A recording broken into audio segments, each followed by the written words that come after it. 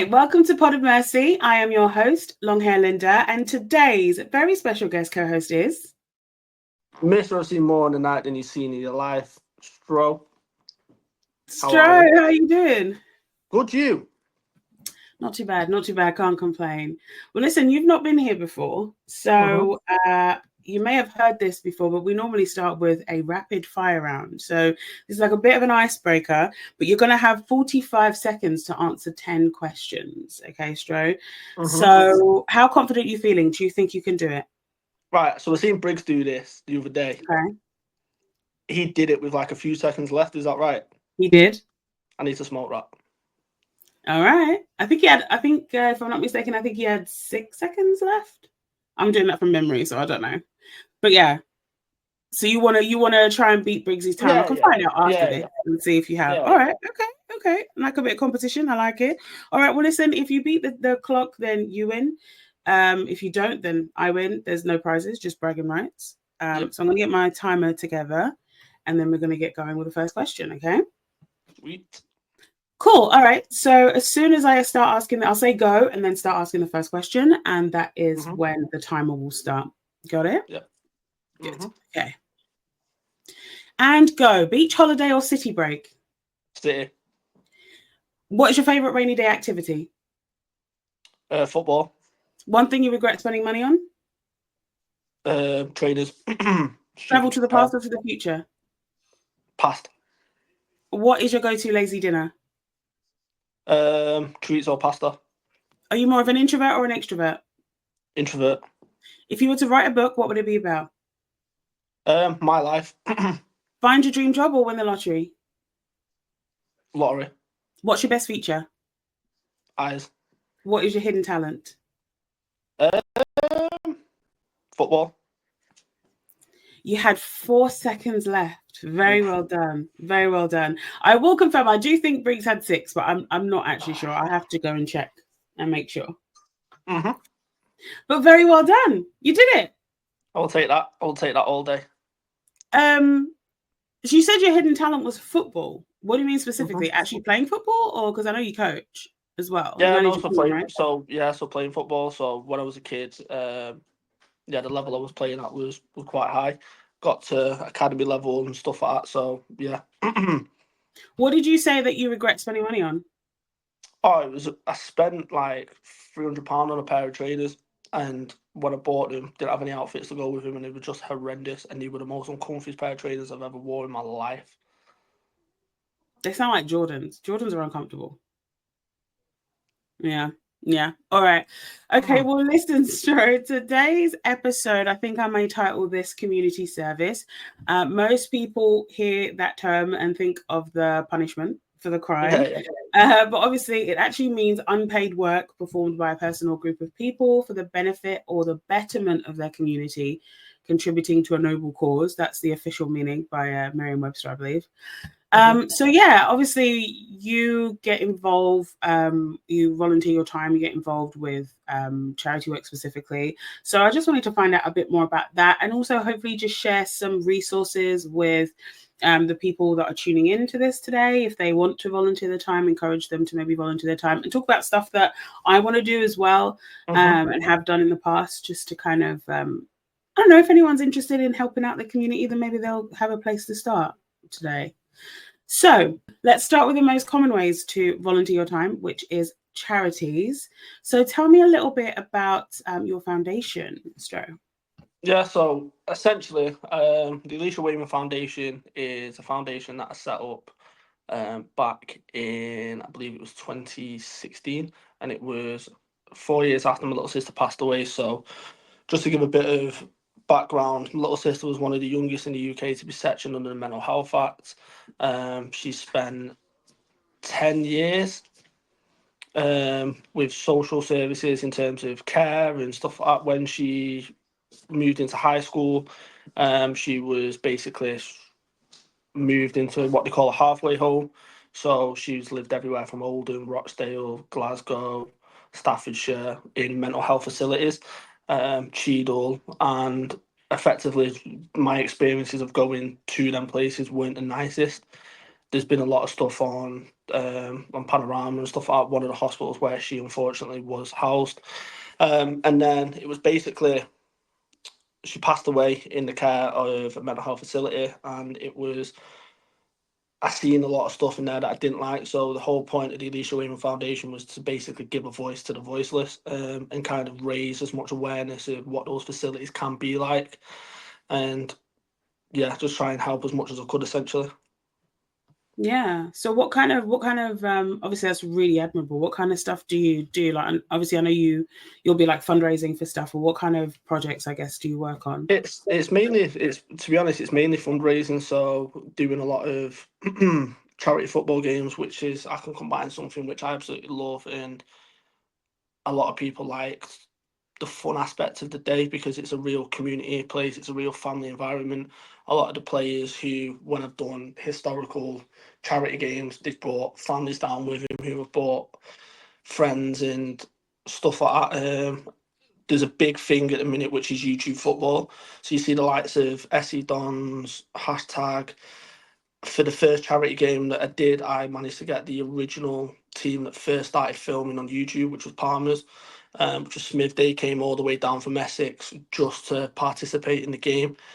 Did it for the love. I went down to Essex to there where they were playing the home grounds, basically filmed the announcement, and then yeah, they came down. At that point, they were Essex champions. They were the county cup champions. They'd won everything in Essex, and they basically came to our backyard. It was at a stadium in Stockport, and basically played us to raise as much money as possible. And credit to them, they donated a significant amount of money on the day as well because they loved it, and I still speak to a lot of them now. Nice. I love that. I love that. Okay. So yeah, so if you do want to volunteer your time to charities, obviously there's a few different ways that you can do Mhm. it. So you can support an existing charity with fundraising, with admin and events like Stro was just detailing as well. Mhm. There's also trustee roles. So you can be on like the boards of charities and other like organizations. So you can lead organizations and decide how they run as well. So if you are interested in supporting charities, you can have a look for your local charities that you can help out with. There'll also be some links and stuff as we go, which I'll share with you, but also we'll put them in the description. But yeah, charities is a good one because like I've worked for and volunteered for charities in the past. My mum has always been involved in some kind of non-profit organization. Yeah, And like even her role now, she's the CEO of a charity called Women's Interfaith Network, which is a London-based, well, it's London-based, but they have like sort of communities yeah, yeah. about in the UK. But they look at, particularly supporting and bringing women together who are of different faiths or no Mhm. faith. And so it was a really good way of, I know for the founder, Lady Gilda Levy, it was a really good way of them making sure that they could appeal to different people and unite different people together. And the Mhm. easiest, the best or the most efficient way to do that would be through the women in the family. And obviously bringing different faiths together is always a good thing, is always a positive thing in my book. So yeah, so I volunteered for them for events and stuff like that, did a bit of admin for them as well. And I just think in general, like it's a really good place to start. If you don't know, you want to help out and you have no idea like what to do and what you can put your talents to, then that's a really good place to start. So for your local charity and see how you can help them.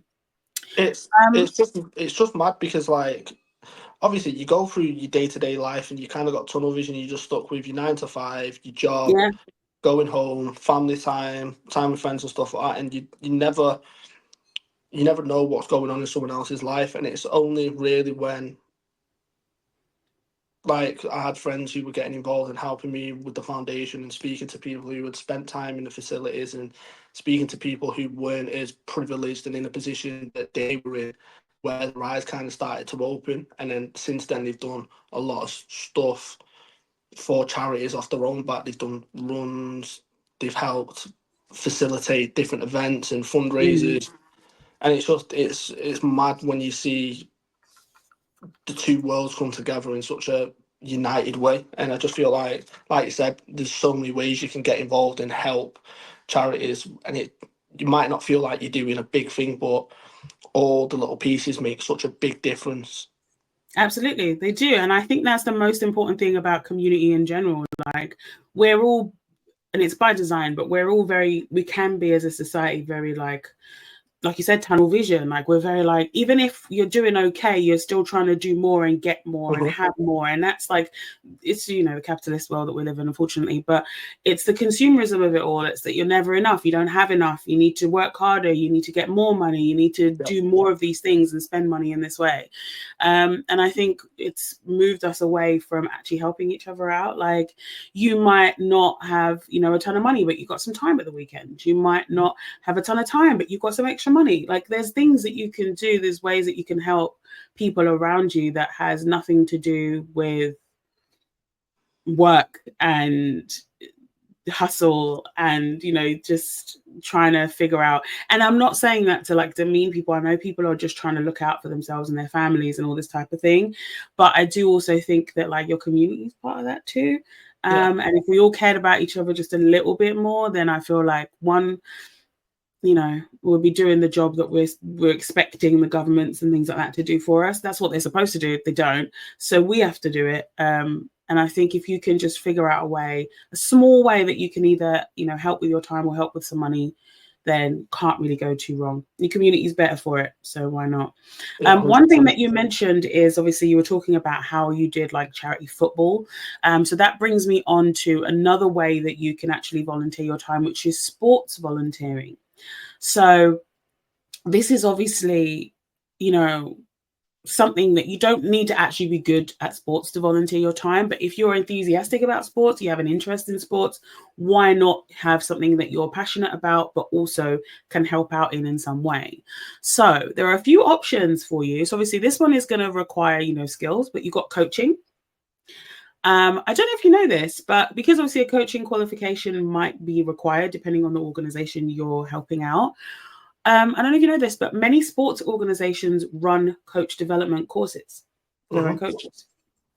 So they do these courses, you can get this qualification, and then you can volunteer your time and coach.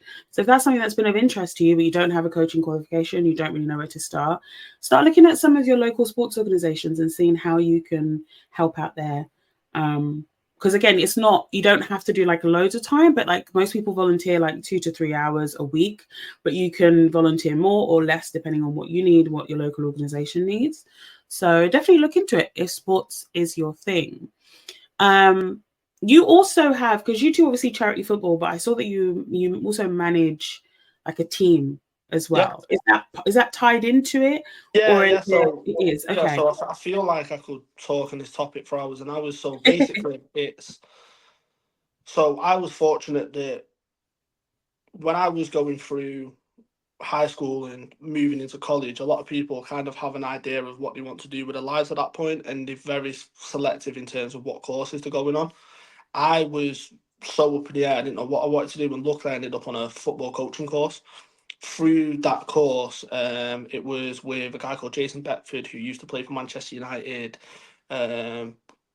played a lot in top level football, and a guy called Nigel Gleghorn. So they were the two coaches. Nigel Gleghorn played for Manchester City, played for Stoke, Newcastle Town, and basically I did my FA badges through them, which a lot of people who, like you said, when they're first starting up, don't kind of get that availability straight away, because when you look at the FA courses in the UK, it's extortionate for new coaches compared to other countries and other leagues, which is, it's unfortunate, because when you look at the Premier League as an example, there's hardly very many top English managers, and the reason why is because they're being starved and they're being priced out, which is a real shame. So with the team that I manage at the minute, is I don't get paid for it. It's, I wanted to do something with my coaching badges. I played for the team anyway. It was a team which helped me through a dark time when my sister passed away, and it's a weird one because when you play football, you think of nothing when you're on the pitch. You're so distracted for that 90 minutes, and I needed that continuously. And we'd go to the clubhouse afterwards, we'd have drinks, we'd then go to the pub afterwards, and it was a proper family environment. And the good thing about the team that I manage now and that I played for is who I run it with was everyone's coach when we were kids. And his sons play for the team. My best mate is his nephew. His cousins play. My best mate, their cousins play for the team. friends of friends. Like it's a real family environment, and it's Mm-hmm. coaching is a big thing because you don't realize the impact that you can have on the community. And it's a perfect example, right? When I was playing as a kid, I used to go to a soccer school on a Saturday, which was £1.50, which was expensive at the time, and it was on a field in Lostock, and it was basically you'd go there. There'd be 40, 50 kids. They'd do different drills with you. They'd do coaching. Obviously, this is on top of all the stuff you're doing at the primary schools and stuff like that, and the football teams that you were playing for. But I still remember certain drills that he did. I still remember certain goals that I scored. I still remember certain players that played there.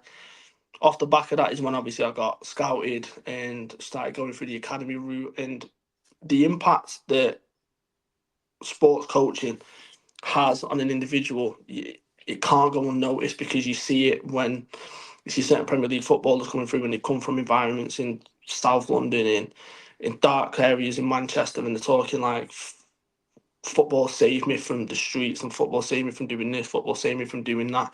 It Mm-hmm. taught me off a cliff and it taught me off an edge. And the good thing is, like, you go to different clubs and there's, so where I live now, I could name 7 different clubs which have got youth facilities, I've got youth teams, I've got different pitches you can go and play. Like, you look at, in terms of what we're involved with UK Battle Rap, you've got Frank as a coach and he manages a kids team.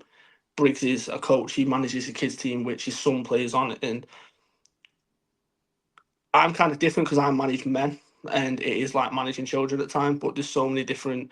You'll have different egos. You'll have different reasons why they're playing. I've got some players that are 40 years old. I've got some players that are just coming from academy levels who are 17, 18. And when you go into that dressing room, it's beautiful. But when I went to watch Briggs's kids team, it just reminded me of being a kid again. And it was just the little things like watching all the parents stood on the sideline and one of them will do something well in the game and they'll turn for instant recognition from the parents. And it's like, yeah, you're doing well. Like, it's just, you can't underestimate the impact that has on a kid growing up. Absolutely. And not like, it's the little things like the resilience you get from playing football because life teaches you you're not going to win everything.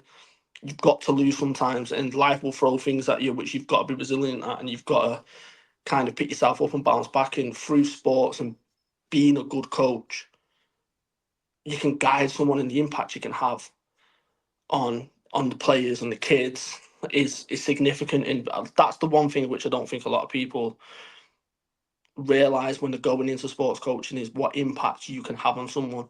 Like, Mm. I've got players who have left the team but will still text me every now and again and thank me for when they were playing for me. I've got kids who I've coached when I was doing my coaching badges and seeing them progress now. And when they see me, they'll come over, the family will come over, give me a hug. How you doing? How's everything? Oh, thank you for everything you did for him. His confidence has grew significantly since then. And it's just the child that you had when you were coaching then compared to where they are a couple of years later, walking with the chest out, and they are Yeah, a lot yeah. more outspoken. And it's, I suppose that's the thing which you can't underestimate when it comes to coaching is what impact you're having. You could be saving someone's life, like they could be going down a dark path, 100%. and that's the beautiful thing about sports coaching.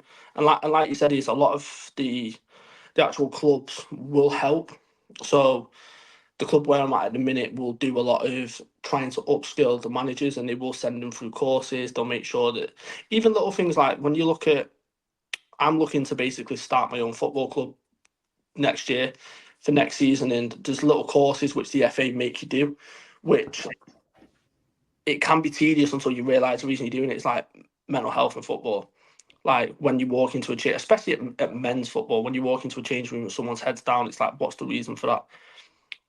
Understanding the risks. Like, I've got a player who's 17, so he's under 18, so we've got to make sure that he's treated differently than compared to the other players. I can't shout and bollock him how I would bollock the 40-year-old because Of he's course. still going through it in a minute, and it's Yeah. what impact you have on them. And it's, yeah, some of the courses are really good, and a lot of the clubs are very, very good, especially when you look at the facilities, the the protection that the kids get because they're just able to be themselves and be free, and there's no pressure put on them. Like, the thing that I love the most about kids football is you watch the coaches, and I keep using him, but I watch Briggs as an example. There's no league table with him. So although Right. yes, you can win or lose the games, like it won't have an impact. So they're just playing free, and you just see them with a smile on your face. And like I said, it's just the little things like the parent might not be there that week because they're working or whatever it is, but they get to go home. Oh, dad did this, mum did this, and it's they carry that on. So yeah, sports Yeah, coaching is a you massive, don't know what massive kind of thing. home life. You don't know what kind of home Exactly. life they have either. You don't know, like they could literally have just been looking forward to this all week because this is the one place that they get to have fun and And they be with feel their safe. friends and they feel safe. And yeah, like you don't know, like you mentioned impact, and it's like you don't know what kind of impact you're having on people and therefore your community, because like you like even with you were talking about, even because you obviously coach men rather than kids coaching. You don't know what kind of week that 40-year-old has had. You don't know what kind of stresses have been on him for the week at work and or at home life or finances, or it could be any, like there's so much put on adults on a daily basis. And so you don't know what that weekend football match did for him. You don't know, like obviously until they tell you. You don't know what kind of impact that has on them and their life and their mental health and their general well-being. Because we often, like I said before, we often think about like, okay, we need to work, and we need to hustle, we need to provide, and we need to do all these things. But also we're just people just knocking about, and we should also enjoy the time that we spend here if we can. So I definitely think coaching is a big one. I think that's obviously the more front facing, the one you're going to have the most interactions and with people. But obviously these sports clubs, they need people in many different places. So if coaching isn't your thing, maybe you can help with some administration. So this includes many roles such as acting as a secretary for a sports club, managing registrations as well is part of sort of the admin type of thing. Managing club membership and that type of thing. There's also officiating as well, if admin's not your thing. So officiating can include things like acting as a referee or an umpire or any other adjudicator at sports events. It can also include marshalling or registering participants as well. Then you've got committee work. So committee members typically coordinate communications, coaching, recruitment, or regulations. And then you've got event volunteers as well. So loads of people will volunteer their time beforehand in planning or during the event to keep things, running smooth, and sometimes even after the event as well to wrap things up. So there's lots of ways you can get involved if you're passionate about sport, whether you're interested in coaching or not. There's loads of things that you can do to help your local sports organization. And like we said before, they can help you with qualifications if you need for coaching. So definitely hit them up if you can. You can see how much passion Stro has for it. So it might be worth it if sports are even a still slight interest for you. Yeah. All right. So another one. Go on. Sorry, go on. No, I was just saying, definitely, like it saved my life, and I know it's done the same for a lot of people. So if you are passionate about even like your boxing clubs, your MMA clubs and stuff like that, like I know I've got friends who run gyms out of Manchester who used to be fighters and they wanted to give back to the community. So one of them is a guy called Andrew Devent, ex-British middleweight champion. He took me under his wing at the similar time when my sister passed, and you could see that I was starting to go down a dark path, and he was like, look, MMA, it will teach you certain disciplines, jiu-jitsu, boxing, it will teach you how to control your anger, how to train, how to eat. He did everything for me. And when you watch kids now starting to go through that as well, it teaches them different disciplines. So when they are in high school or in primary school and they get put in a situation where they might be being picked on or whatever it is, one, they know how to defend themselves, but also they know how to do it in a safe way. Do you know what I mean? Especially with jiu-jitsu, like instead of punching someone and the head smashes off the floor, you can put them in a hold. There's so many different things that it does, and yeah, they don't get the credit that they deserve because the impact they have on the community is you'd rather people have fist fights than bring knives.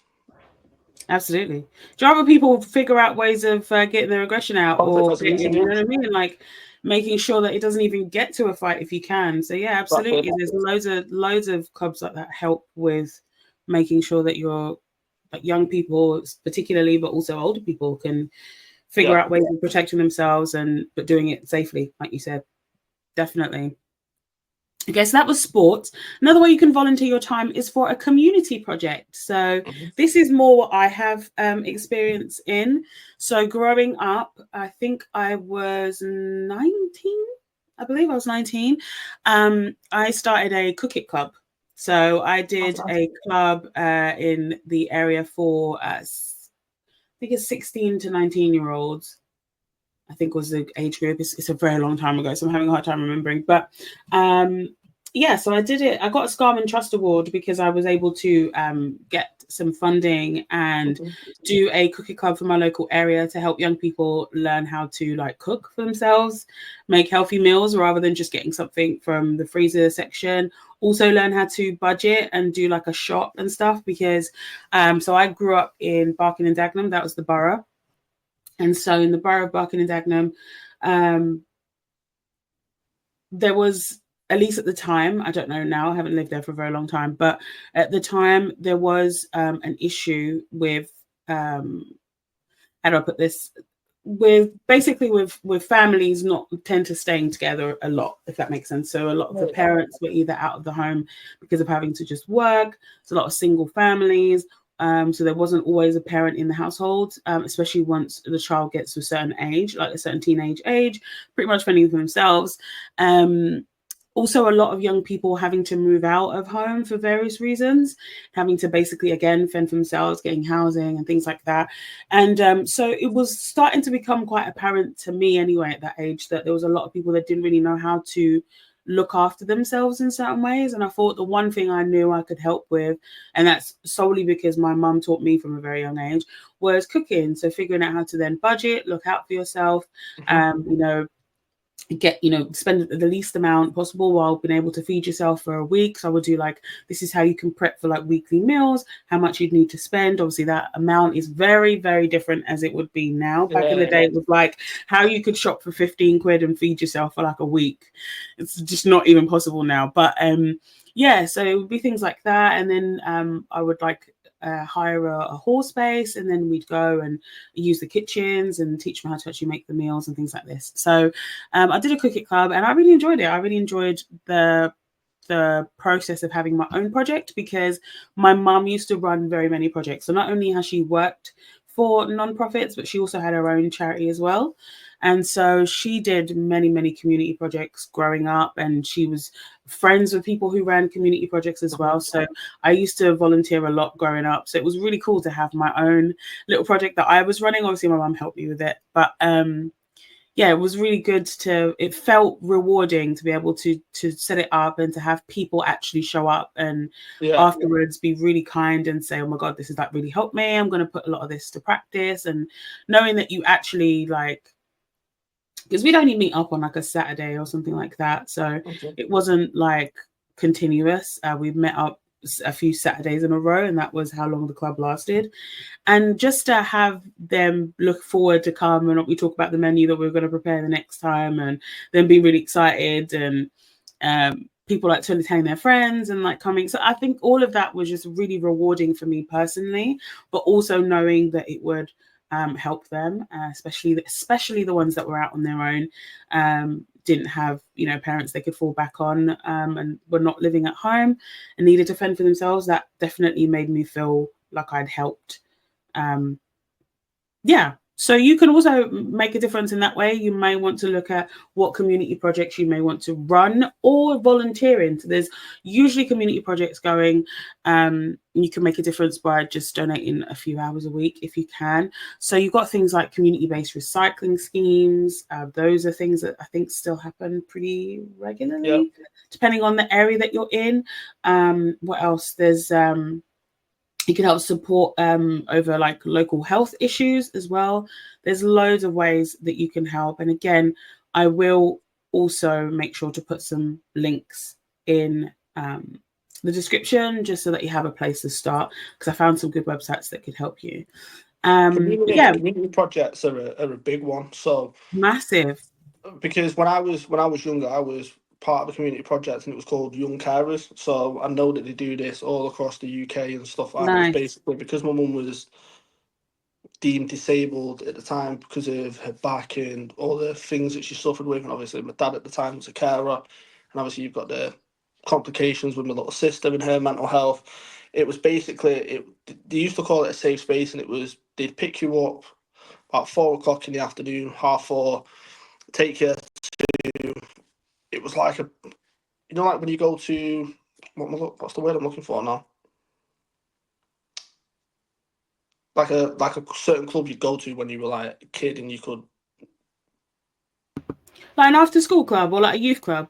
Yeah, youth club, that was what I was looking for. So it was kind of like a youth club, but it wasn't, because basically everyone who was there, you'd have different ages, but they'd all go through the same thing, and they'd help you with therapy, they'd help you be able to talk through the difficulties of having a mum that needs care for, or a parent that needs care for, or someone in the house that needs care for. They'd make sure that obviously that mentally you were in a good place. And I spent so many years there, and off the back of doing that, I then obviously went and volunteered my time there for a few years, because I remember the impact it had on me.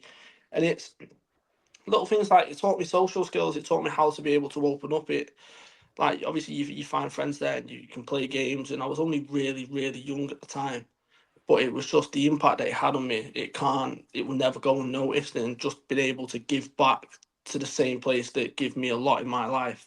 Yeah, It's absolutely. although selfishly, it's like it is when you say it's rewarding to you, you never want that to come across selfishly. But when you look at the Part impact of it. that has on kids, and the impact just being able to have someone they can relate to, because when you go into primary school and you've got friends, like they might have more money than you, they might have a different lifestyle than you, they might be able to do this, the mum might not be disabled, and you've not got that relatability. Whereas when you go in there and people are going through the same struggles, it was empowering, because you were able to talk about it. And yeah, there's community card projects are a big one.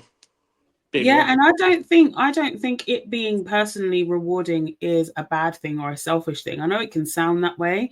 Yeah, I yeah. don't think that it is, because guess what? You're part of the community too. So if No, you're no. impacting people positively and it's also positively impacting you, then the entire community is happy, and that's what you're going for. And also, I think that you can't help but feel that when you see somebody who is struggling in one way or another, and your actions or your money or your time, whatever it is, have helped to make their situation better. That's a normal human feeling, to be like, oh my God, that feels great, because you just feel good when you see other Yeah, people do well and be happy and kind of get through the day, because it's not always the case for a lot of people. It's very difficult, especially now. Like, I feel like, it's it can be very difficult for a lot of people, let's say that. And I think that there's nothing wrong with feeling good about helping other people, as long as you're helping them. Like, do you know what I mean? As long as you're helping those people and you're not doing, like, I don't like, personally, I don't know if you've seen these, but people doing their YouTube, like they film themselves like giving money to like a homeless person, and like they film that homeless, and it just starts to feel with some fake of those clips like not even just like a bragging, but almost as if you're like using that person for clout. not just entertainment and clout, but also for your content. So you're going to Yeah, benefit anyway. Do you know what I'm saying? That's when I massively. feel like that's a bit, oh, I don't like that. But I feel like if you feel good by helping someone, that's different. That's normal. That's a human reaction. But yeah, I'm not a fan of those types of things. But Same. many local projects also offer commitment-free options for people with limited time. So no pre-existing skills or training are required. You just kind of muck in with the tasks as necessary. You can do things like physical changes as well. Sorry if I keep looking over here, it's just because I made a quick note of some of these things. I didn't want to forget them. But yeah, there's physical changes such as improving parks and open spaces. So obviously they make the environment a better place to live. If the environment is part of what you're passionate about, or you just want to be able to come outside your home and actually see your community look nice, that Yeah, does a lot for people's mental health and well-being, in my opinion. Also, social changes can be seen from assisting those who are socially deprived. So this may help you build confidence and skills. One big one for me is a food bank.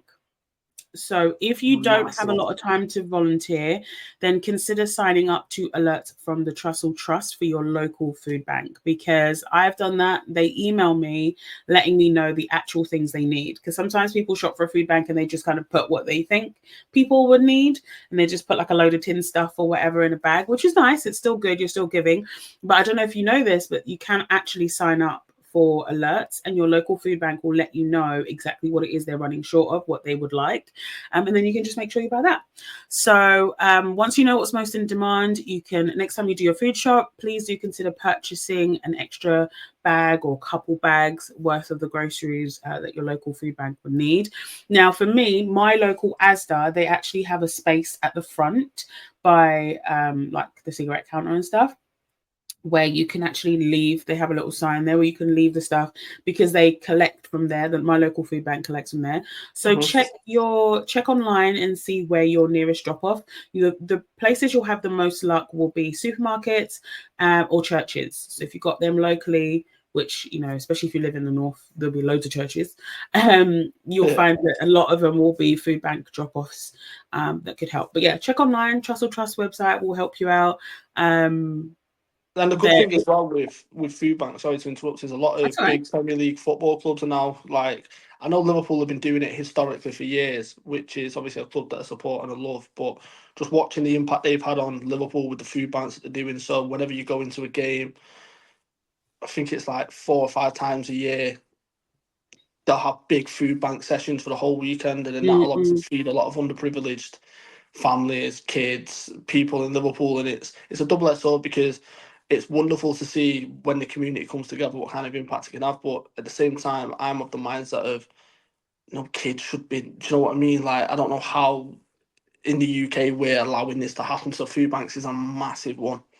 But yeah, no, food bank is super, super important, because especially with it being January, with the weather as it is right now, you've got energy companies are putting up the price again of electricity. So a lot of people are having to choose between heating up their home or feeding their families. And that should never, ever, ever, ever, ever be a choice. We can't prevent energy companies from being money hungry bastards, but what we can do is our best. And if you've got a little bit extra, I know groceries are expensive. I know it's no joke going in there. Every time I go in there or I shop online, I'm like, these same items were never this much. But if you've got a little bit extra where you can add a couple of tins of something, a couple bags of pasta, something like that, one little bag's worth, you don't know what that could do for somebody who's trying to just put food on the table for their children.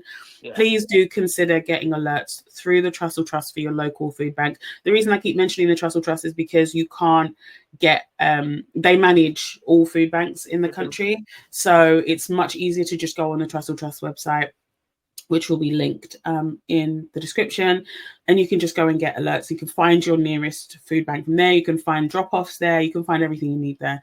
That's why I keep mentioning them. So yeah, if you can, please do consider donating some food to the food bank to help out some folks in your community.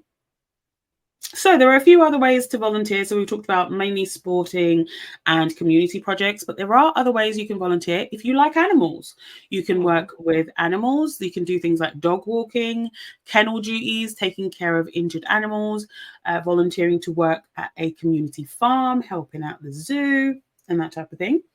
Another thing is, I didn't even know about this, is volunteering in hospitals. So you can support your local hospital or ambulance trust with fundraising, admin support, volunteering in wards and departments. I did not know you could volunteer in actual hospital wards and departments. So yeah, that's another one. And then finally, environmental volunteering. So we brought this up briefly before about like recycling, but you can do environmental educational projects, and you can support international aid work as well. So if you want to go a little bit further than your community, there's ways you can get involved with that, with environmental. So the Alicia Wayman Foundation Facebook page is going to be linked in the description as well, so you can show support there as well as the NHS volunteering website. So if you've got any interest in volunteering in hospitals, you can feel like you can help in some way, then you'll have that there. I have included ncvo.org.uk charities.co.org.uk. So this site is one that lists like loads of different sites depending on what you're looking for. So that's a really, really good source I found of like loads of different projects that you can get involved in, loads of different charities. There's just a whole list with their websites. So yeah, that's linked in the description as well. Any last sort of final words on volunteering and community service and that type of thing, Stro? I mean, I touched upon it briefly, but one thing we've not really mentioned is youth clubs. Oh, youth clubs is a good one. Yeah, that's not on my list for some reason, but yeah, youth clubs. Do they really still exist? Because I feel like I don't see them like that. If they're not like sport, if they're not like, you know. It's so for me growing up in Manchester, youth clubs was a massive thing because 100%. Because it was like obviously you'd go there, there'd be pool tables, there'd be obviously kids of different age, different religions, so it taught you a lot about the world and different beliefs and stuff like that. And some of the mentors that you have there, life changing for some of the kids. And it was little things like you'd go to a youth club in, let's say, Old Trafford, and there'd be people rapping, and then you'd start rapping, and then you'd start clashing, and then before you knew it, like you were a musician in Manchester, and your name was getting a buzz about. And just youth clubs was huge. Like they used to do so many different like MC tournaments, which a lot of big musicians from Manchester entered. Like I know Blizzard entered. The youth clubs has such a big impact on your community because once again, going back to what I was saying about sports is you never heard of anything bad happening at youth clubs. And the impact that would have is it was a safe place for people who might have family members who have gang ties, who might be involved in street stuff and stuff like that. And basically, it would kind of try and help keep them on the straight and narrow. And you'd have mentors there that would talk them through scenarios, that would give them advice on how to deal with certain situations. And yeah, youth clubs is huge. Like the one I was at in Stratford was massive for me. And I still see the people now. I was actually talking about this the other day. Growing up, I loved my local youth club. I was there all the time, I feel like. Yeah, and I think I just assumed, because I swear I don't see them. I just assumed they don't. And I think because I don't have kids, like I don't notice them, if that makes sense. Like I feel like they just disappeared, but it's good to know that they're still there. Yeah, if they're still there, please do try and find them. I might actually do the same and make sure that I know of any local youth clubs that I can help out in. Yeah, youth clubs is a massive one. Awesome. All right. I think that was really good. I'm hoping that people listening or watching found this useful and maybe might consider helping out in their local community, or at least have somewhere to start if they've been thinking about it already. Like I say, for me, food bank is a good one if you don't have a lot of time, just got a little bit extra cash. Give some people some food, but otherwise feel free to use the resources that are in the description and find ways that you can spend your time if you have some extra time, say a weekend or a couple of hours in the week, something like that. Okay, awesome. Well, I think that was really good. Let's go on then to our final segment. So the final segment of this show, Stro, is called Mahakama. And Mahakama is the Swahili word for court, specifically High Court. Now, I personally am trying to be a little bit less judgmental in my life, Stro. So I thought that having a segment where I can just judge people, places, things would make me less judgmental overall. So I encourage my guest co-host to also be judgmental here. So I wanted to talk about something that I saw a tweet about recently. And yes, I absolutely still call it a tweet. The site is still very much Twitter to me personally. So I saw a tweet about Mount Everest and I wanted to chat to you about it, Stro. I wanted to give you a little bit of background. It's a little bit of a read for me. I'm hoping I'll be able to get this out. But I wanted to give you a little bit of background and then I want to get your thoughts, if that's okay. Yeah. So, Mount Everest has become extremely polluted with waste, including approximately 12,000 kilos of human excrement, allegedly, because they can't actually confirm the number.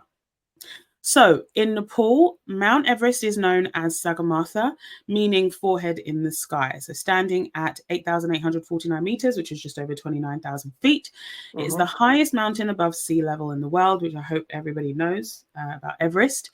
But the key thing here is that Everest is a part of the Himalaya, which runs through 6 countries in Asia. Okay, so it's obviously taking up a lot of space here. Now, Edmund Hillary and Tenzing Norgay were the first people known to reach the summit of Mount Everest in 1953. Since then, thousands of visitors have flocked to the mountain and it is starting to take its toll. According to National Geographic, Everest is so overcrowded and full of trash that it has now been called the world's highest garbage dump.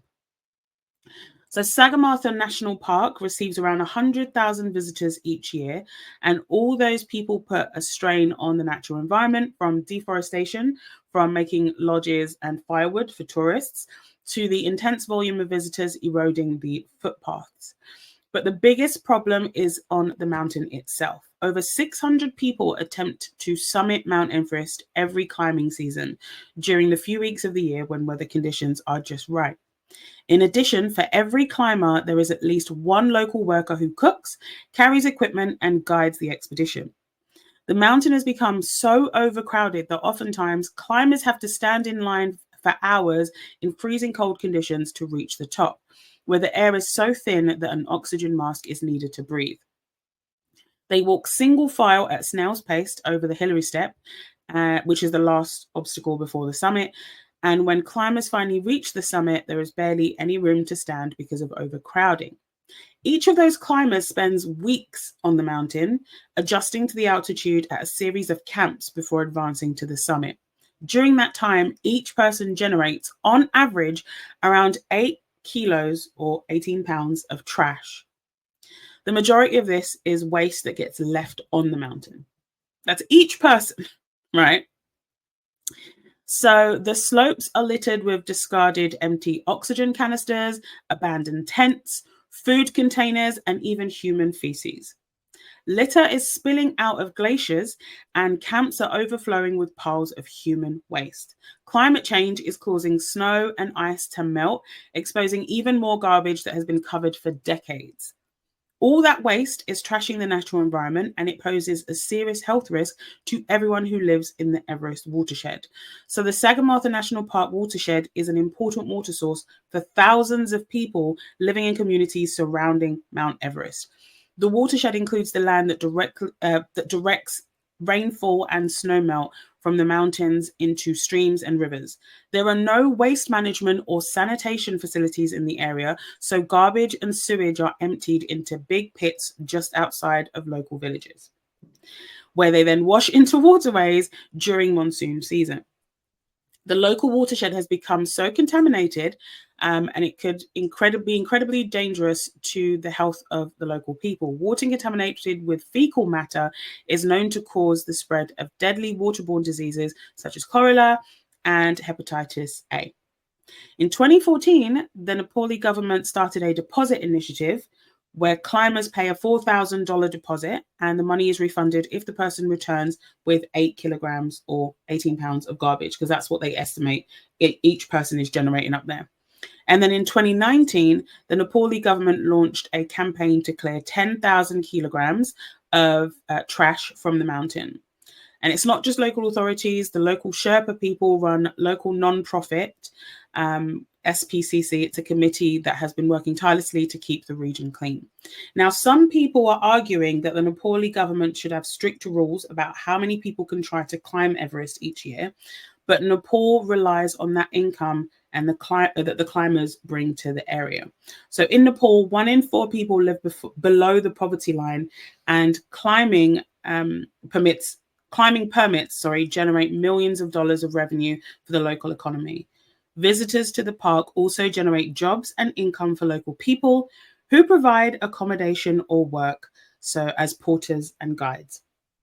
So it's a bit of a mouthful, but I just wanted to give a good sort of context and background into the initiatives that the government in particular are doing. So I want to find out from you, Stro, mercy or no mercy for the Nepali government. So mercy being they're doing their best and it's worth it for the economy boost, and no mercy being that it's unacceptable and they need to do more for the people that live near Everest. No mercy. 100% no mercy, because they've had years and years where they've been able to give back to. How many did you say is below the poverty line? Did you say 1 in 4? So it's 25%. That's ridiculous. Below Because the poverty line. you've had decades of tourists. This isn't a new thing which people decided, oh, I'm just going to randomly go and climb Mount Everest. This is, Exactly. you see films, movies, Hollywood movies based on people who have gone to try and tackle Everest, and Yep. they've encountered some form of disaster, and it's a survival story. The reason for that is because not everyone can climb Mount Everest. It's dangerous. Like you said, when you get to a certain summit, you've got to wear masks for oxygen. Mm-hmm. So the fact that, yeah, the 4,000 deposit thing might be nice on the basis, but what you doing with that £4,000? Like, why are you not charging people to climb it in the first place, and then giving that back to the community? Why are you not helping all the families who 25% of them are below the poverty line? What are you doing to tackle that? It's, you Mm-hmm. can't just constantly be taken out of, yeah, no mercy, 1,000%. It's disgraceful. You've literally said everything I wanted to say, because absolutely no mercy. I don't care that it's generating millions. Like you said, I know. 25% of people are below the poverty line. That doesn't mean, by the way, that the other 75% are now wealthy. It just That's what means I'm that saying. 25% are below the poverty line. The other lot could still be on the poverty line or just above it. Like, we're not talking about, do you know what I mean? Yeah. So again, you're talking about this tourism, you're talking about all these millions that are being generated. What good are millions being generated if you still have so many poor people? If you still don't have any waste management or sanitation facilities? Why is there nothing to protect from the water that's coming down from Everest and into their water supply? Why is there's no sanitation? Why is there nothing to prevent people from getting sick? Are you joking? There's human waste in the water and you're talking about generating millions, it's worth it? No, it isn't, because there's still shit in the water. I don't care how much Yes. money the government's making, because clearly the government's making it. The people aren't. People are suffering. People got to drink in that. People got to clean themselves in that. People got to feed their kids with that. Are you all right? And then this is the other thing as well, is they're talking about what, and you can hear the PR spinning it with the, oh, but Yep. they're making jobs. Yeah, but how much are you paying the people that are making jobs? Like, how much are you paying them? Is that enough for them to feed the family for a week, a Clearly month? not. No. 25% are below the poverty That's line. what I'm saying. How So are 25% below the poverty line if you're telling me you're trying to brag about these jobs? What's it's, going yeah, on with these jobs? And by the way, they're talking about these jobs, but like anyone that has to be a local guide, they're putting themselves in danger too, because they're up on Everest with the fucking climbers. They're that's what I'm having to saying. have the oxygen mask. They're carrying these things up as well. So let's not act like we're doing some good to the community. Like, let's be real And here. why are they doing that? Why are they putting themselves in that position? Because they're not earning enough to feed the families, that are having to put themselves in dangerous scenarios and show tourists how to hike up the mountain in the Yeah. safest way up, because they've had to do it God knows how many times, because the government isn't doing enough. Yeah, no mercy. 100%. Absolutely no mercy. And I'm not the type to like when governments especially, but anybody, any type of ruling class prices people out of doing things, because then if you put prices up, like if you charge extra fees and things like this, it means that only the wealthy are going to be able to experience certain things. So I'm not a fan of pricing people out. However, when it comes to climbing Everest, these deposits are clearly not enough, No. because these men have got 4 grand. I'm sorry, if you're going to climb Everest, you're not like poor. You're not. I'm not And saying this you're is what I'm necessarily wealthy. saying. I'm not saying you're necessarily rich, but you're not poor. You're not struggling to feed your family. You've got money to go and go on this expedition, right? So charge them a fee. Charge them an actual fee. If there isn't, they were talking about permits in that, and it didn't make it clear if, because I got this from National Geographic. I don't know if there is already a fee that's being charged, because that's what the climber's permit is. If there is, up it first of all, and secondly, whatever fee comes from, or whatever money comes from that permit or that fee, Go that back in needs the to go pot. directly into the local community. It needs to fund sanitation for that community, and it needs to bring people out of the poverty line. There's absolutely no way that the tallest mountain above sea level in the world, right, one of the massive attractions, one of these places where 600 people per climbing season are going to try and climb it, 100,000 people are going to the local national park. There's absolutely no reason why that community that lives there shouldn't be flourishing. And do There's you know no how reason much? for that. Do you know how much you would have to spend on very specific equipment and stuff like that in order to try and tackle These Everest? aren't poor people. So you're honestly telling me, right, that for all the years that you know that there's this very specific window where the weather's just right, where people will be able to climb, that two things. One, whilst I think the deposit is actually it's an okay idea, especially because it's going to get rid of the waste, right? But that needs to be up. So let's say, for example, you go 10,000, 5,000 to climb Everest, 5,000 deposit you will get back as long as you bring this back, or even hike it higher. 10 grand to actually climb, 10 grand for the deposit. So it's cost you 20 grand. What And can you either say? way, whatever they do, either way, there needs to still be a hard limit on the number of people that can climb it. There still needs to be a 100%. limit. That 600 every season is clearly too many. Clearly too Way many. too Look many. at the state of it. That's too many. So half it. Do something. Put an Have a actual waiting limit on list. the number. Yes. Because you Have a have a waiting list. waiting list Yes. and make them pay, because you will quickly find out the ones who are serious about it and the ones that aren't. And then make I sure that actually, when the you... thing is, I actually think they're all serious about it. I don't think that there's anyone who's going over to climb Everest that's not serious about it. Genuinely, I don't believe that anyone's not taking it seriously. I think these are serious climbers, right? However, I don't believe that their desire or their bucket list item is worth more than the safety and health and well-being of the community that lives there. So you need to put a limit on it, and you need to charge a fee that goes directly to that community and into protecting them. Government shouldn't get nothing off the top. I don't care. They shouldn't get anything off the top. They're already making a lot, clearly, because I'm sure they've got some kind of tax system for the people that come to the national park, for the people that stay over. I'm sure they're making their own money. There needs to be a fee that goes directly and is managed by the community, that goes directly to the community, and that can actually fund sanitation. They need sanitation. Let's start there. They need sanitation. You can't just have this water coming with all the trash that's been up there for decades. All these people have been trying to climb for decades, and they are leaving shit up there, literal shit, but also garbage. And that's going into the water supply. That's not acceptable.